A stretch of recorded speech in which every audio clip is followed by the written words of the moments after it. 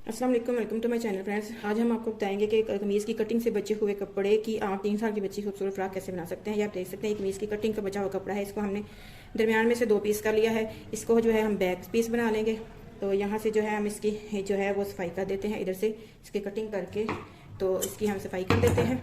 तो देन ये हमारे पास जो फ्रंट के 4 पीस हैं, 4 पीस हमारे पास है ये वाला कपड़ा हो गया और 4 पीस ये वाला हमारे पास जो दामन था वो है। तो दामन की जो 2 हैं उन काटे हैं हमारे पास, उनको हमने इस तरह डिज़ाइन के मुताबिक जो है उनको बिल्कुल सीधा रख के इस तरह से सिलाई लगा लेनी है कि वो जो है नीट लगे और जो है इसके दरमियान सिलाई का पता नहीं चलेगा। इसको भी सिलाई लगा लेंगे। देन हमारे पास ये 2 पीस हैं, इनको भी हम सिलाई लगा लेंगे। इसको जो है हम फ्रंट बना लेंगे और ये जो हमारे पास साफ कपड़ा है इसको हम बैक बना देते हैं। ये तो फ्रेंड्स ये आप देख सकते हैं हमने जो है इसको जो है वो सिलाइयाँ लगा ली हैं।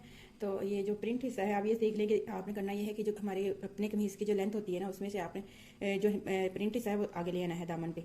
दामन का जो हिस्सा है वो बच्ची का आपने फ्रंट में लेना है। इससे 3 से 4 साल की बच्ची की फ्रॉक आप इजीली बना सकते हैं। जो प्रिंट हिस्सा हमने फ्रंट पे ले लिया और जो प्लेन हिस्सा था वो हमने बैक पे ले लिया है। अभी हम इसकी जो है वो कटिंग करते हैं।